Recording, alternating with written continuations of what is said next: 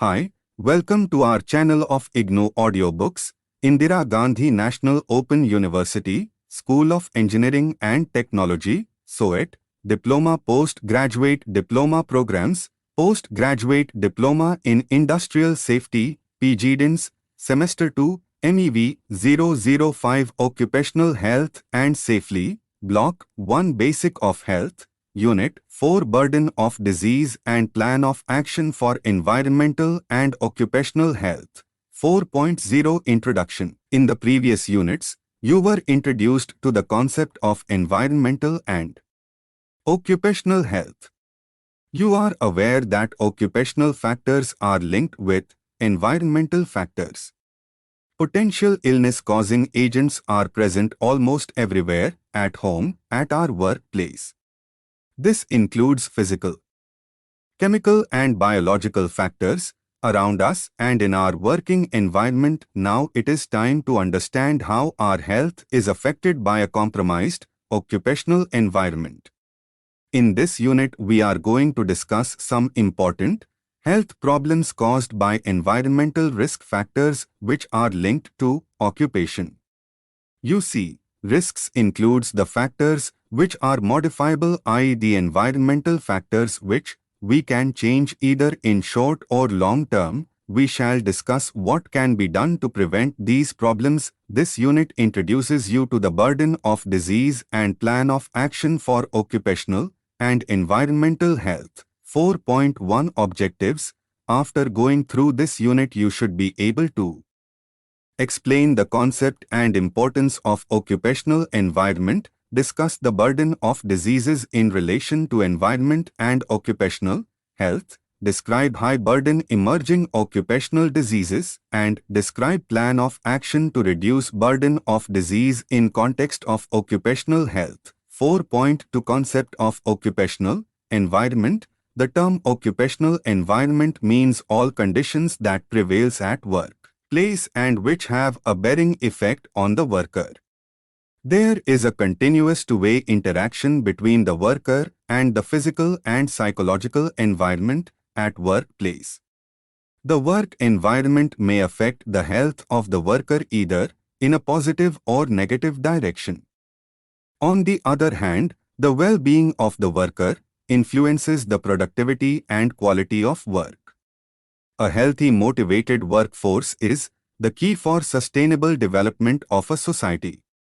Usually we see three types of interaction in working environment: A. Man and different physical, chemical and biological agents; B. Man and machine; C. Man and man. A. Man and physical, chemical and biological agents. Physical agents. These include excessive levels of noise, vibration, dust, temperature, ionizing and non-ionizing radiation. Chemical agents. Large number of chemicals are associated with occupational diseases. Chemicals usually enter our body via inhalation, respiratory route, ingestion by oral route, or dermal skin contact. Inhalational and dermal exposure represent the main pathways of exposure to hazardous substances at work. Biological agents, we can divide them into major groups. 1. Agents causing occupational diseases of the respiratory tract and skin. These diseases are common, mostly among agricultural workers. And 2. Agents causing zoonoses and other infectious diseases that could be spread by tick or insect vectors. Zoonoses are a group of diseases which are transmitted from animal to man. B. Man and machine. Can you think of any activity where machines are not involved? There is involvement of machines in virtually all workplaces now. Many new types of machineries are also introduced each year. Working for long hours with different types of machines definitely affects the health of the worker. C. Man and man. For many people, it is the working environment where they spend most of the waking hours. Usually a worker interacts with colleagues, superiors and other supporting staffs at workplace. Poor human relationship often results in job frustration, Stress, anxiety and depression. 4.3 Burden of occupational and environmental diseases. 4.3.1 Related definitions. 1. Occupational diseases, group of diseases having a specific or strong relation to occupation, generally with only one recognized causal agent. 2. Work-related diseases, group of diseases with multiple causal agents, where factors in the work environment may play a role, together with other risk factors, in the development of such diseases. 3. Occupational injury, any injury, disease or death resulting from an occupational accident. 4. Occupational accident, it is an unexpected and unplanned occurrence, including acts of violence, in connection with work which results in any worker incurring an injury, disease or death. 4.3.2 Measures of burden of disease for occupational and environmental health. Let us first understand what is meant by environmental and occupational burden of disease. This means the amount of disease caused by environmental and occupational factors. A range of measures or indicators are used to express burden of disease for occupational and environmental health. A. Mortality, number of deaths, B. Morbidity, disease proportion, incidence, total number of new cases, prevalence, total cases. C. Quality of life, disability-adjusted life years, DALY. The latter measure combines the burden due to death and disability in a single index. We use this index so we can compare the burden due to various environmental risk factors with other risk factors or diseases. 1 DALY means 1 lost year of healthy life. D. Economic costs. 4.3.3 Areas of concern, estimation of burden of occupational diseases. Some important issues that you should keep in mind about estimation of total magnitude of the problem are: A. Data on occupational accidents and diseases are not easily available and underreporting is a major problem. B. Usually information for occupational diseases is obtained from different sources like insurance institutions, labor inspectorates, occupational health services, or other authorities and bodies. C. Most of the time workers in rural areas, small and medium-sized enterprises, SMEs, and those in the informal sector are excluded from the existing reporting system. D. Workers employed in temporary, casual and part-time jobs are often not included in existing reporting system. E. Nowadays workers are changing jobs frequently and thus their exposure to various agents are also changing. This makes it difficult to determine the association of the disease with occupation and environment. F. Some diseases may appear long after the worker's retirement from a particular job. G.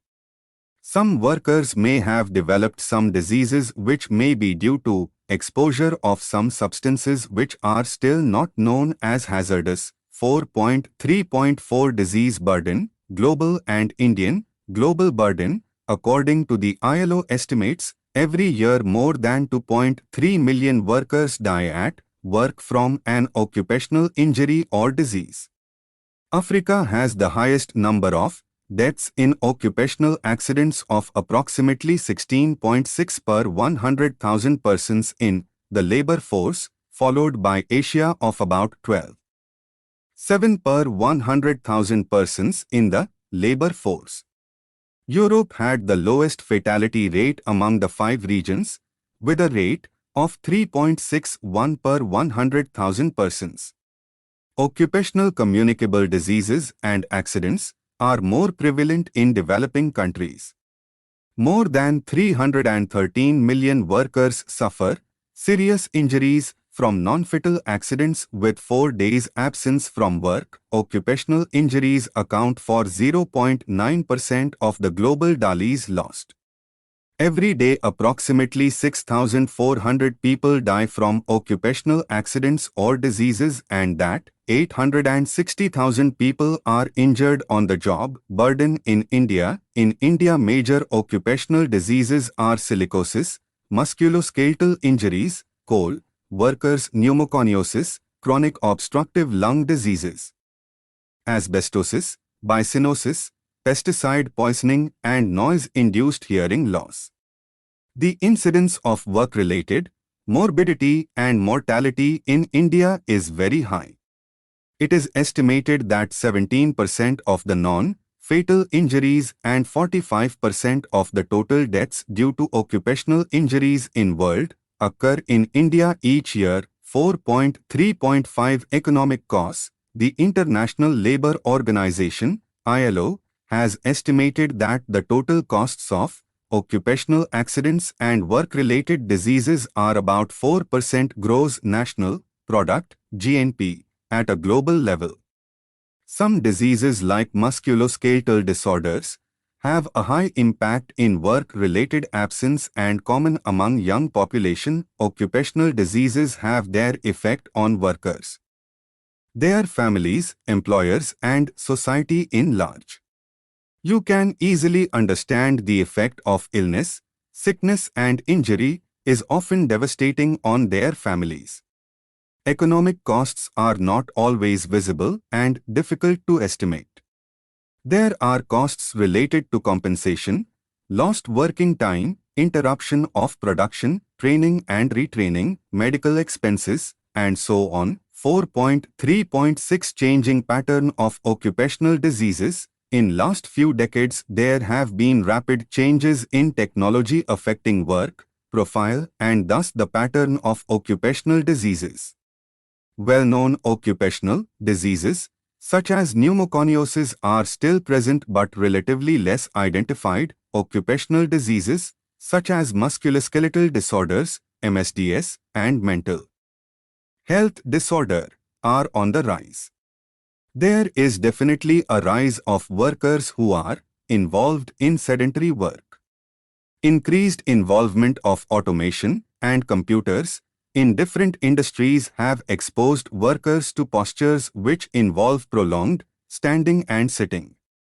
There is also increasing report of work-related stress, depression, anxiety. 4.3.7 Gender difference. Often you will notice some difference in pattern of occupational diseases and gender.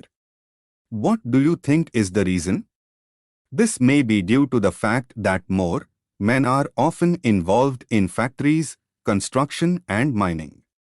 Though the situation is changing fast as now we often notice both genders being involved in all types of works.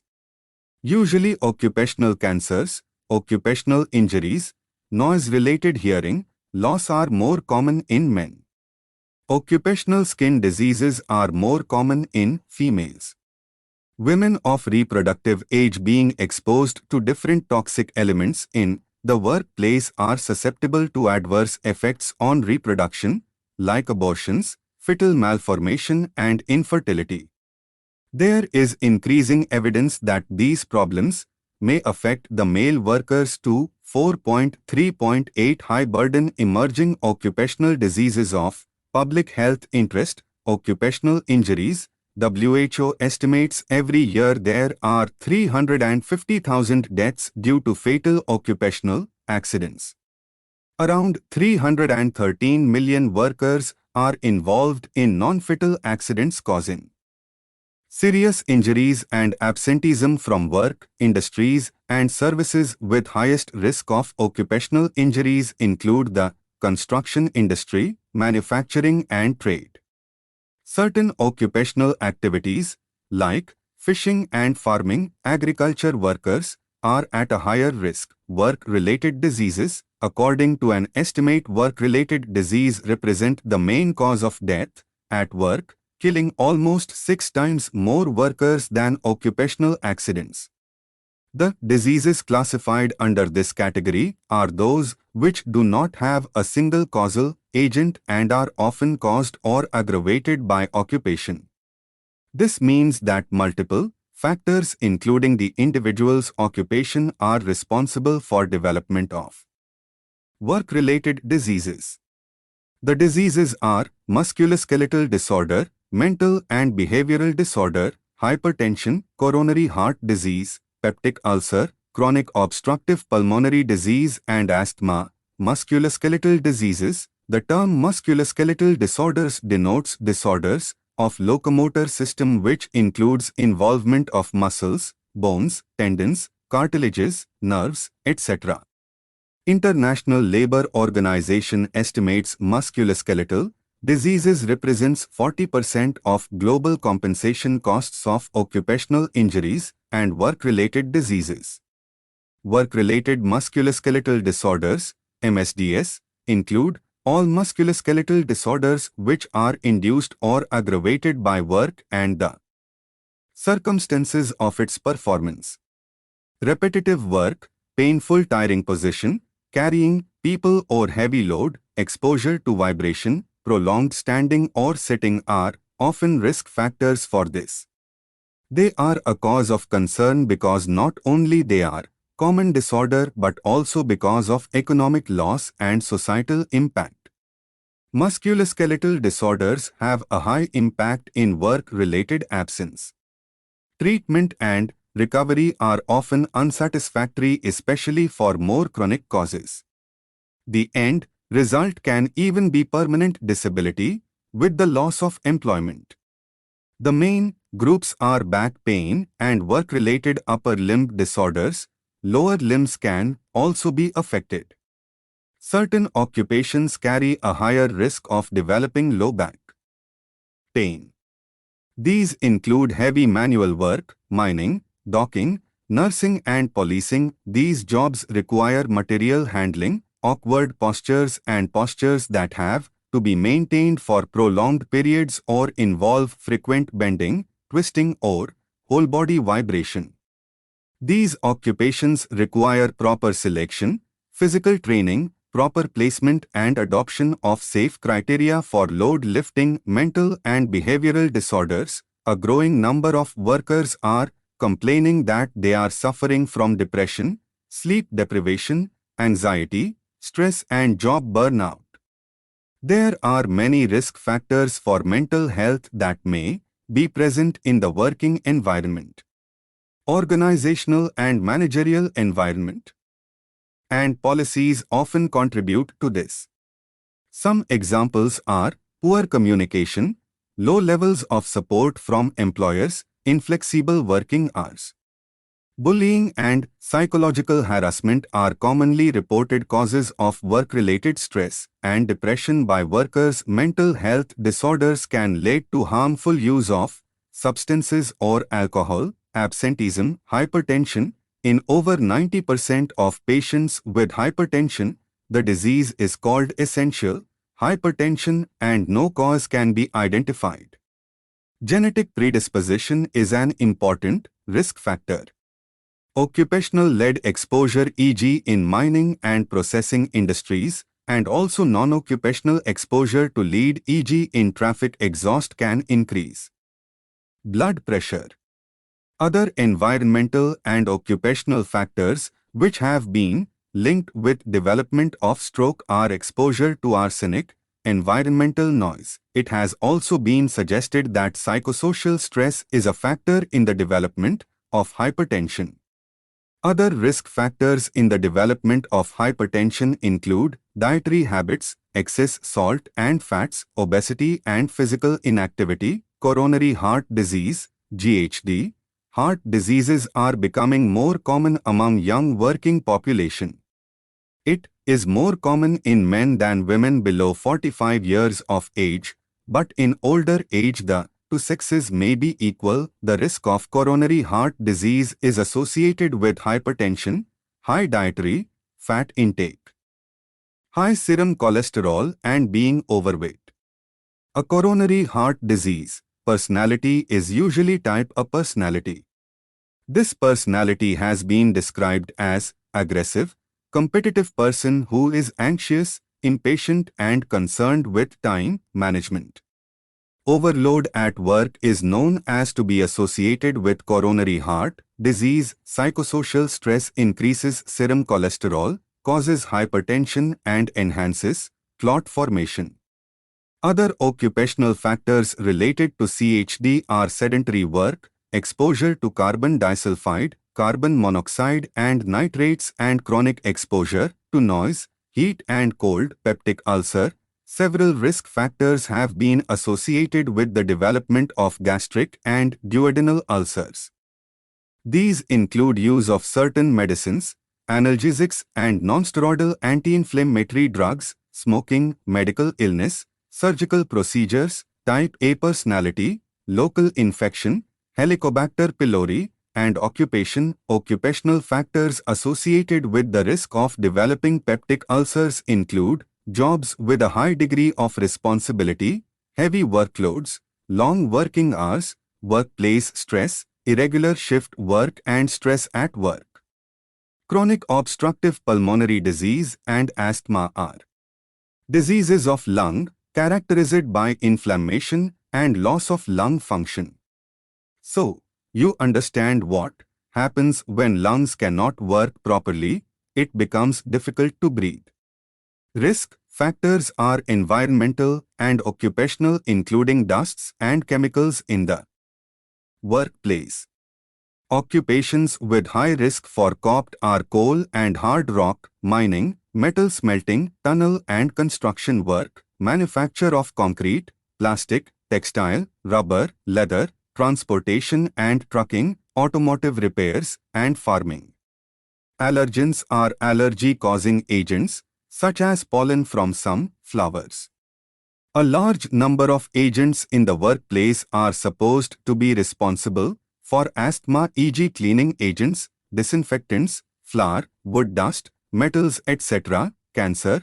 More than 20 environmental and occupational agents are proven lung carcinogens. It is estimated that 36% of lung cancers are contributed by environmental factors, with 20% in high-income countries and 46% in low- and middle-income countries. Occupational exposure to asbestos, silica, aluminium production, painting increases the chance of having lung cancer. Diesel engine exhaust is another important contributor of lung cancer. Lymphoma and leukemia are different types of blood cancers. Different environmental exposures, e.g. exposure to benzene, formaldehyde, chemicals in rubber manufacturing processes, various pesticides and herbicides, diazinon, glyphosate, malathion, chemicals, solvents such as dichloromethane, trichloro, methane, and occupational exposure to petroleum refining. High benzene exposure, occurring e.g. for the production of many organic chemicals and in the production of some rubber, dyes, pesticides or detergents, is associated with threefold increase. Risk of childhood leukemia. Pesticide exposure at home and among pregnant women is associated with increased risk of leukemia. Also, X-rays and gamma radiation causes leukemia. Other different cancer types associated with environmental or occupational factors are colon cancer, breast cancer, cervix, ovarian, prostate, liver, stomach and thyroid. Low physical activity or inactivity is responsible for colon and breast cancer.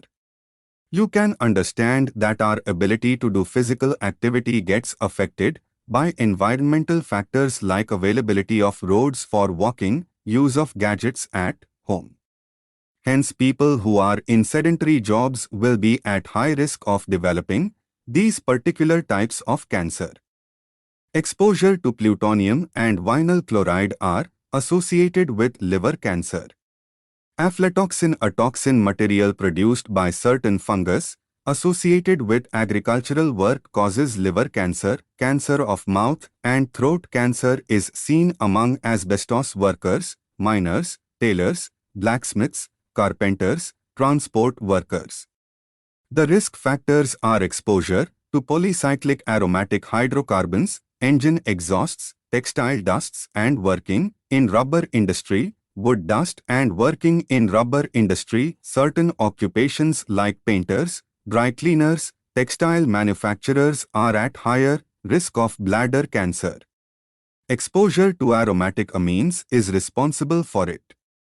Also, note that aromatic amines are present in diesel exhaust too. Occupational communicable diseases. Occupational communicable diseases are caused by work-associated exposure to different biological agents, e.g. bacteria, virus, fungus and parasite. An infection is described as occupational when some aspect of the work involves contact with a biological agent. Exposure is common among healthcare workers in hospitals, laboratories, among veterinarians and agricultural workers in animal husbandry and dairy farms and pet shop and workers in the leather industry. Occupational pulmonary tuberculosis. You must be familiar with the term TB or tuberculosis. Healthcare workers in hospitals, in laboratories, and in veterinary clinics are particularly susceptible to this. They usually get the infection coming in contact with an infected person, animal or some specimen in laboratory condition. The disease is caused by Mycobacterium tuberculosis, a bacteria, and is transmitted occupationally usually by respiratory route. The organism enters the body through the respiratory tract or abraded skin where it causes a skin ulcer. The disease usually affects the lungs but can also affect the gastrointestinal tract, bones, kidneys, meninges, pleura and peritoneum. Pulmonary tuberculosis is manifested by fever, cough, hemoptysis, loss of weight, loss of appetite, night sweats. It can be diagnosed by examination of the sputum. Health education is important and proper disposal of infected material should be observed. Brucellosis. Brucellosis is caused by bacteria which usually infect cattle, sheep and pigs. The disease causes recurrent abortion in animals. The disease-causing agent is present in animal secretion like milk and urine. Exposed workers are veterinarians, workers in agriculture and animal husbandry, shepherds and laboratory and slaughterhouse workers. Most occupational cases occur through contact with infected animal or consumption of raw dairy products. The acute stage, undulant fever, presents with fever, joint pain, enlarged spleen, and lymph nodes. In the chronic phase, occasional fever is the only symptom and the disease in this stage is difficult to diagnose. Periodic medical examination of all exposed workers should be carried out using serological tests. Workers should wear protective clothing and observe proper cooking of animal products and boiling of milk.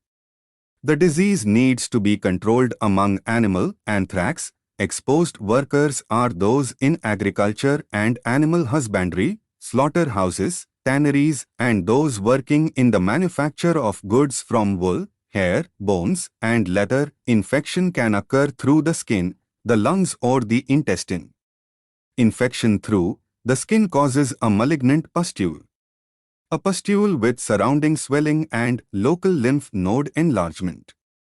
Infection through the lung occurs in wool stores, causing severe fatal pneumonia. Infection through the intestines causes septicemia. Animal products intended for use in industry should be carefully examined and disinfected. Viral hepatitis B and C. Healthcare workers who are likely to come into contact with the blood and body fluids of infected persons are at great risk of infection. The infection with the virus often results in chronic active hepatitis, liver cirrhosis, hepatic failure, and liver carcinoma. The infection usually gets transmitted through contact with contaminated blood and thus contaminated equipment such as needles. Strict infection control procedures need to be followed for surgical and invasive medical procedures. Workers at increased risk of hepatitis B infection should receive hepatitis B immunization. Acquired immunodeficiency syndrome, AIDS, acquired immunodeficiency syndrome, AIDS, gets transmitted through sexual contact from an infected mother and through contaminated blood or blood products. The virus is not transmitted through casual, non-intimate workplace contact or social encounters, such as eating in restaurants or using public transportation or bathroom facilities. The following groups are at potential risk of contact with HIV-infected body fluids: blood bank technologists, dialysis technicians, emergency room personnel, dentists, medical technicians, surgeons and laboratory workers. In addition, certain occupational groups like truck drivers can also be affected because of their possible high-risk behaviors. 4.4 Plan of Action for Environmental and Occupational Health. 4.4.1 Concept of Prevention: Primary, Secondary and Tertiary. Prevention of occupational diseases can be by primary, secondary and tertiary prevention. You have already read about the levels of prevention in the Unit 1 of this block. You will also read more about these concepts in the Unit 2 of Block 3 of this course. You may just like to recap that primary prevention means that we have to reduce the risk factors of a disease to such a level that the disease should not happen. Secondary prevention involves presence of occupational disease before they become clinically apparent, i.e., before workers report feeling ill and starting the treatment process. The third level of prevention, tertiary prevention, involves reducing the adverse effects of any hazardous agent on health of a person. 4.4.2 Health Education in Occupational Health.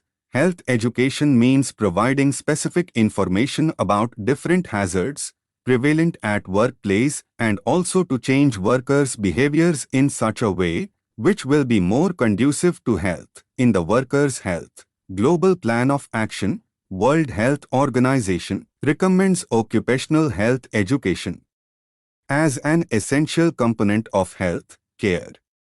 It is a method of promoting health and preventing occupational disease. Importance of health education to prevent occupational diseases. A study done among the welders exposed to flying sparks and particles in India reported very low levels of awareness of hazards and practice of safety precautions. Studies have also reported poor hygiene among workers who are exposed to chemical agents, non-usage of personal protective equipment among factory workers, poor handling of pesticides by agriculture workers. Providing necessary information to the workers helps them to understand the hazards at work and adopt available preventive measures. For example, employees working in noisy areas should know the health hazards of noise exposure and how to protect themselves by using appropriate equipment. Employees working with chemicals substances should know diseases arising from them and how to prevent occurrence of these diseases. Aim of health education is to develop a system capable of reducing occupational diseases.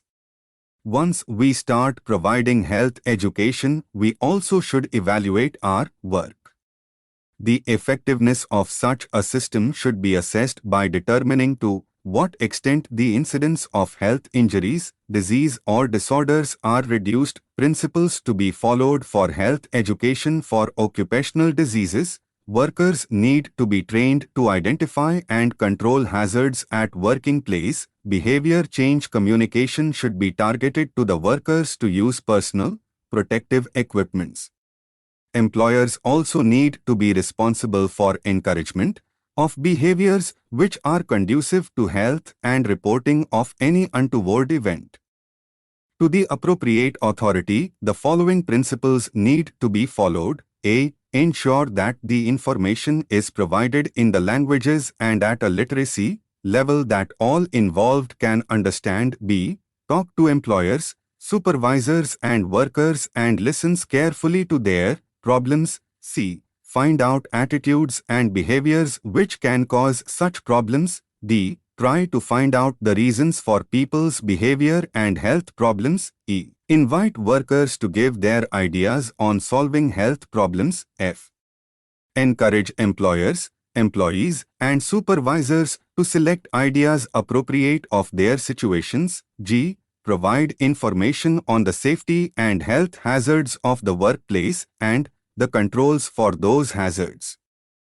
H. How to report hazards, injuries, illnesses. I. What to do in an emergency. J. The employer's responsibilities under the country's national program. K. Workers' rights as mentioned in different schemes and acts. 4.4.3 Occupational Safety in Accident Prevention. We discussed in the burden of occupational diseases the human, social and economic costs of occupational accidents, injuries and diseases. This is definitely a for concern at all levels from the individual workplace to the national and international level. Safety at workplace is right of a worker. Occupational accidents are caused by preventable factors. We can eliminate them by following already known and available measures and methods. A much lower accident rate in developed countries is a proof of this. Risk assessment, prevention and control measures are the backbone of occupational safety and accident prevention. Components of accident prevention and occupational safety: recording and investigating accidents. Employers and authorities need to record and investigate occupational accidents in order to a. Identify the real causes of injury, b. Develop effective methods of preventing future similar accidents. Evaluation of safety policy, occupational safety policy and codes of practice are needed for the workers' safety. The management and employer should take responsibility for enforcement. Once implemented, the policy need to be evaluated. 4.4.4 Early detection of occupational diseases. So far what you have studied, you can understand that occupational diseases are unique in the sense that many causative agents are known. We have identified many substances which have potential to cause disease. So, you can say that occupational diseases are entirely preventable as exposure can be controlled or prevented. However, this does not occur in practice, and occupational diseases continue to occur. To minimize the damage caused by occupational diseases, the best alternative is early detection of pathological changes at a stage when they are reversible. Importance of early detection: many diseases are associated with early clinical, functional or biochemical changes, which, when detected early, are reversible. Tests are available to detect these early changes. You also have to keep in mind that, unfortunately, not all the changes are reversible. Some conditions might not be associated with reversible changes. The progress of pneumoconiosis can be slowed down considerably if exposure is discontinued. Also, it is well known that detection of occupational cancer at an early stage improves prognosis. Therefore, regardless of the reversibility, early detection of occupational disease is desirable. Early detection, screening and surveillance. Screening is designed to identify diseases or preclinical conditions in individuals who are apparently healthy but may be having a specific disease, occupational, and who could benefit from early treatment. Screening tests are not meant to be diagnostic. Depending on the test results, physicians decide whether to conduct some more investigations for a given disease. Periodic examinations are done in order to identify work-related health impairments, diseases. The periodicity of examinations varies with the type of exposure. Diseases with conditions which progress rapidly, e.g. changes in cholinesterase activity in those working with pesticides, should be monitored at monthly intervals or even more frequently. Changes to the blood picture due to ionizing radiation.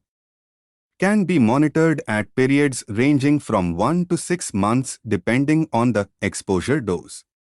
For diseases that start to appear after many years, e.g. noise-induced hearing loss, periodic examination can help identify the problem early. Occupational health surveillance is the ongoing systematic collection, analysis, and dissemination of exposure and health data on groups of workers for the purpose of preventing illness and injury. Elements of occupational surveillance. 1.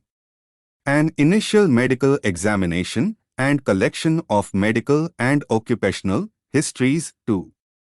Periodic examinations and tests at regularly scheduled intervals. 3. More frequent and detailed medical examinations, as indicated on the basis of findings from these examinations. 4. Ongoing data analysis to evaluate collected information. 5. Worker training to recognize symptoms of exposure. 6. A written report of medical findings. 7. Employer actions in response to the identification of potential hazards and risks to health. Example of early detection of occupational disease, pneumoconiosis. You have read about this condition earlier.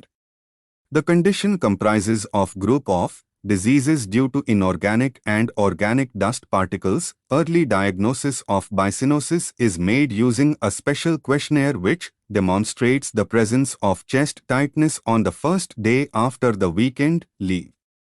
X-ray examination in cases of bicyanosis yields negative results, and the demonstration of airway obstruction by pulmonary function testing is not specific. In the case of exposure to fibrogenic dust, after a satisfactory occupational history has been elicited, a positive X-ray is the main tool for early diagnosis.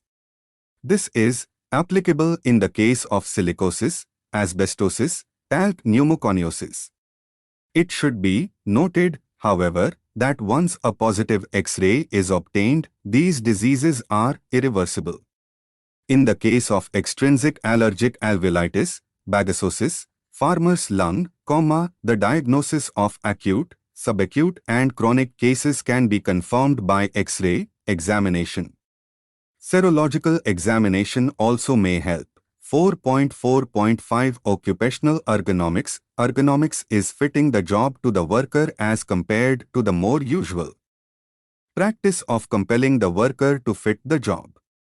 The goal of an occupational ergonomics program is to establish a safe work environment by designing facilities, furniture, machines, tools and job demands to be compatible with workers' attributes such as size, strength, aerobic capacity and information processing capacity and expectations. Importance of following ergonomic principles. The workers will benefit by decreased probability of accidents, injuries and errors. Application of ergonomic principles, however, is not only beneficial to workers, the benefits to employers are equally significant and are both visible and measurable in terms of increased efficiency, higher productivity, reduction in work time lost due to illness or injury and decreased insurance costs. 4.4.6 Existing legislation and policies at country level. In India, we have specific legislation to provide occupational health services. These include the Factories Act, 1948, the Mines Act, 1952, and the Dock, Workers, Safety, Health, and Welfare Act, 1986. Other legislations such as the Workmen's Compensation Act, 1923, and the Employees State Insurance Act, 1948, are directed toward compensation after injury, disease or accident. The National Policy on Safety, Health and Environment at Workplace was declared by the Ministry of Labour and Employment, Government of India in February 2009. This policy has a set of goals and objectives in order to improve health and environment at workplace. The areas where specific emphasis has been given under this policy are enforcement of existing legislation, developing national standards, compliance to the existing policies, creating awareness, research and development in the field of occupational health, occupational safety, development of skills for occupational health services, data collection. 4.4.7 An integrated approach. A primary health service approach through government machinery has been followed in many countries. This means that all the workers have access to care and coverage on the basis of need. The service is based on principles of equity, social justice and involves workers' participation, a holistic approach which has components like prevention, early diagnosis and screening, accident prevention and occupational safety and follows the principles of ergonomics is needed. The process of recording, investigation and reporting of an accident need to be strictly followed. It must now be clear to you that occupational diseases involves preventive, promotive, curative and rehabilitative services.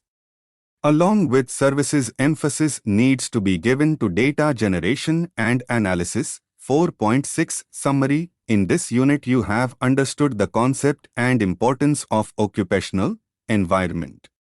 You have read about the burden of occupational diseases.